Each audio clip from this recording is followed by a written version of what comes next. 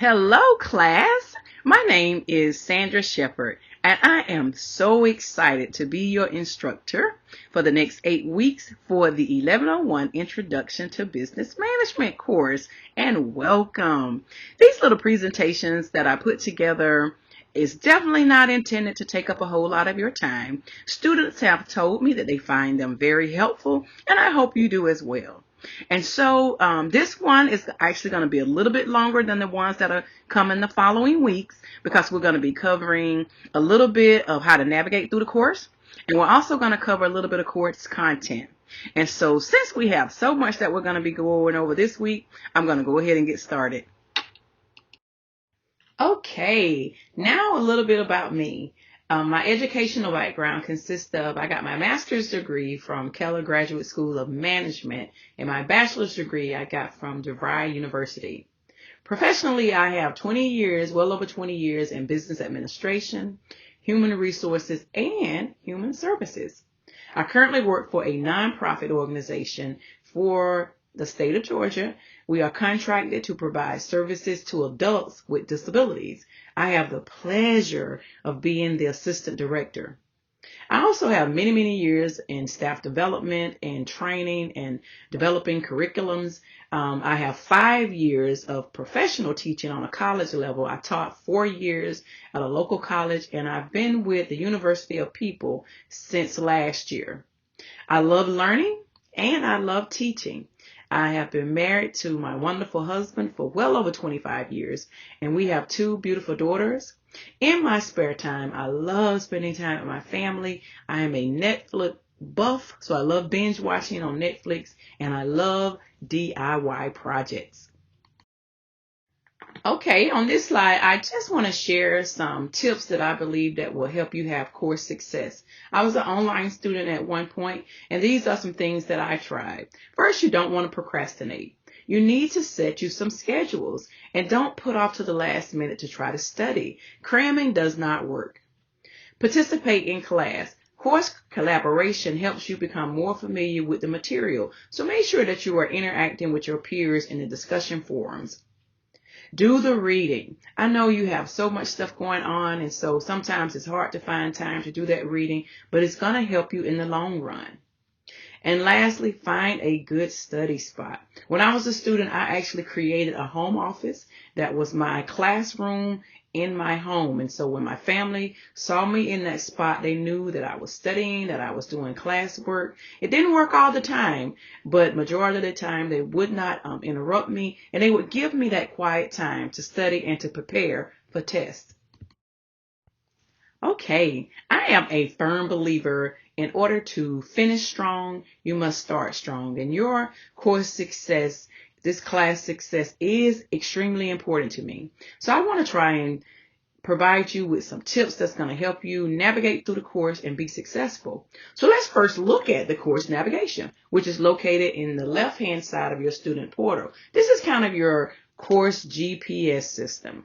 And every week there's going to be information on what shows you what is due for the week. And as you can see for this week, you have your learning guide in Unit 1 that you will be reading. You have a discussion forum assignment that's going to be due, and you have a learning journal assignment. This will be consistent week after week. So if you have any doubt, go to your course navigation and it'll point you in the direction you need to be going for the week.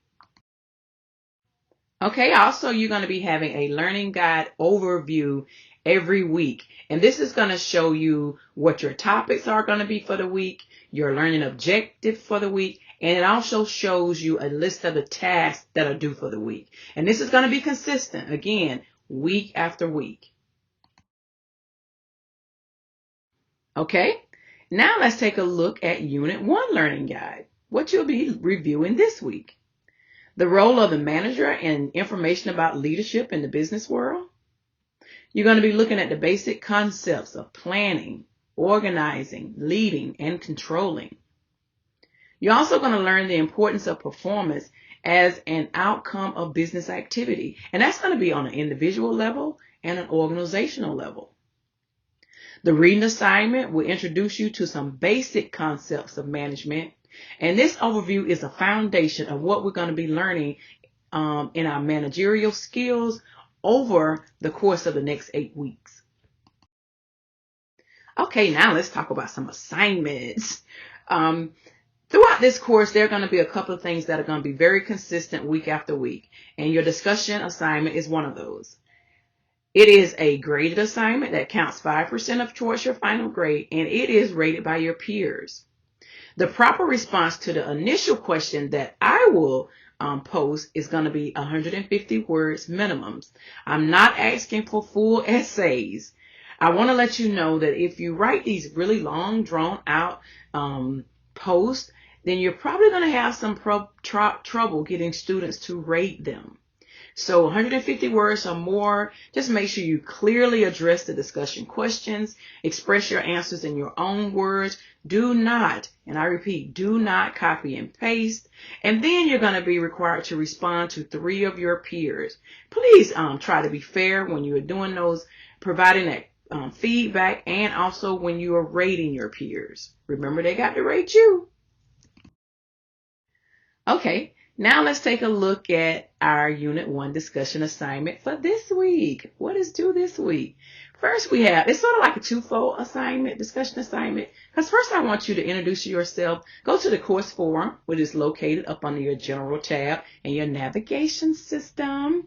And I want you to tell me what skills you already have related to management. What is it that you would like to learn? And I also would like to know, is this your first online class, or do you have more experience with online classes? This week, you're going to be defining management as the art of getting things done through the efforts of people. I want you to put yourself in the shoes of a manager and explain what this definition means. In your own words, you can read about it, but in your own words, explain what this means. You can use an example of any company, large or small, or you can use it on any goods or services that you may have experience with.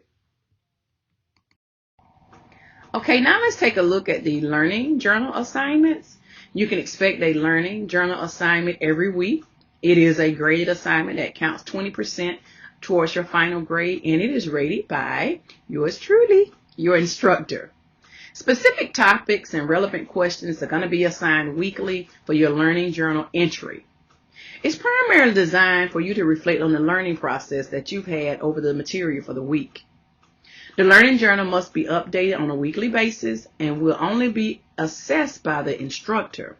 It is directly a part of your final grade. And here I want to just add again, at the beginning of the presentation, remember I said leave no points on the table. Most learning journals have a 500 minimum word count. I've seen students submit 300 words. I've seen students submit 450 words. In order to get full credit, and I want to give you full credit, 500 word count minimum. Okay, so now let's look at Unit 1 learning journal assignment. That is also due this week. In Chapter 1, in the text on page 57, it's going to be discussing goal setting. I want you to select a business-related or professional goal that you would like to achieve. You're going to use the SMART goal technique that basically talks about the goal must be specific, measurable, aggressive, or achievable, realistic, and time-bound. I want you to provide some relative details about the goal for each component of the goal-setting process. Now, when you start submitting these written assignments, I want to share a technique that I used when I was in school. Outlining can be your best friend. This way you know that you have definitely covered every criteria that the assignment was asking for. So what am I talking about here? I would have a title that says specific, and then my information. A title that says measurable, then my information. Outlining. Title what you're actually covering. And so that way I can see that every part of the assignment was addressed. I want you guys to get all the points. Every point that's available, get the max. You want to start that off very early in this class, because I had students in my last class that didn't quite make it with the final, but I believe if they had worked harder on those those discussion assignments, the learning journal assignments, those written assignments, then those couple of points would help add up for them. Most learning journals have a minimum of 500 words or more. Again, here, I want you to get all your points. So don't submit an assignment that's 450 words. That's 485 words. The assignment needs to be 500 words or more. Okay, now let's talk a little bit about written assignments. This is a graded assignment that counts 5% towards your final grade, and it is also rated by your peers. You're going to have 4 of these during this course in Unit 2, 4, 5, and 7. During these weeks, they are really full weeks, so I'm asking you to please prepare appropriately. That's why I'm going ahead and giving you the weeks when they're going to be coming due, because that is an extra assignment. And some students find themselves where they're unable to complete all the assignments. And the written assignment has no extensions. You also have to peer assess 3 of your classmates' assignments, which is also a graded assignment. But if you do not submit a written assignment, then you won't be able to assess your classmates' assignments. So again, I want you to get your full credit. I want you to get full points. If you find yourself in this week falling behind and may not be able to get that all of your assignments in, I want you to try extremely hard to get all assignments in. But if you find yourself in that situation, go ahead and do your written assignment and then maybe ask for an extension on your learning journal. Because written assignments, there are no extensions. And you are graded in 2 areas. Remember, you are graded in 2 areas. You're going to be graded in your actual submission and the evaluation you do for your peers. When you do those peer assessments, please try to be fair. I'm not asking you to go in and be overly generous, but if if your peers have pretty much followed the criteria, try and be as generous as possible. Again, remember they're going to be rating your assignment. Okay, now on this slide, we're going to be looking at quizzes and exam. This course will contain 3 types of quizzes. You have self-quiz, graded quiz, and then the review quizzes. The results of the self-quiz and the review quiz will not count towards your final grade, but data has shown that students who complete the self-quiz and the review quiz perform much better on the graded quiz. Quizzes are completely generated by the university, and that means that instructors have no access to quizzes. And so if you have a problem with a quiz, contact your student advisor as soon as possible, because I can't actually open up a quiz or do anything for a quiz. Instructors don't have that role. And so you want to contact them as soon as possible. Your graded quiz counts 30% towards your final grade, and your final exam will count 40% towards your final grade. Okay, next on this slide, we're going to be talking about APA formatting. And so I'm going to go ahead and apologize because I'm probably going to spend a bit of time talking to you about APA formatting. And why? Because this is going to help you avoid plagiarism. The university takes academic integrity very seriously. The first offense for plagiarism, you will fail the assignment. The second offense is you will fail the assignment again, and you may fail the course. Third offense, you will definitely fail the course, and you may even get suspended from the university. So I want to help you avoid this at all costs. I've tried to provide examples on each discussion, at the bottom of each discussion, to show you how to properly cite your textbook. Most people will provide a reference list, but they forget the in-text citation. That is still considered plagiarism because you must show proof where you use the material. If you need more information on APA formatting, the university has provided a great resource from the University of Purdue. It's called OWL. I will be providing this resource link in the course forum. It is no instructor enjoys getting those notifications saying that there is possible plagiarism going on in their class. And so we want to try to prevent this at all costs. Remember, when you're using material, You must create a reference list, and you must also include in-text citation to have properly APA formatted that information. Okay, now let's look at announcements and course forums. I promise you I am almost done. The announcement tabs offer course reminders and updates that will be updated weekly.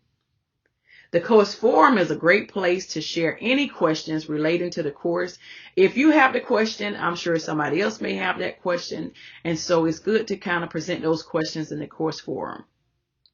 While it's not required to participate in the course forum, I would highly recommend that you participate to kind of make sure you know what's going on week after week within the course. Okay, lastly, I want to share my contact information. And I also want to encourage you that I have been in your shoes. I completely understand the challenges of personal responsibilities, working full-time, and going to college. I actually earned 3 degrees by taking advantage of online learning, so it can be done. And I know this may sound like a cliche, but we are truly in this together. You may email me anytime, and I do mean anytime, at sandra.shepherd@uopeople.ed. And I promise you, the other presentations will not be this long, so I apologize for that. But if you find yourself confused or having some doubts about what is expected, just reach out. I will respond. Thank you so much for choosing this class and allowing me to take this learning journey with you. Let's make this a great session. Thank you.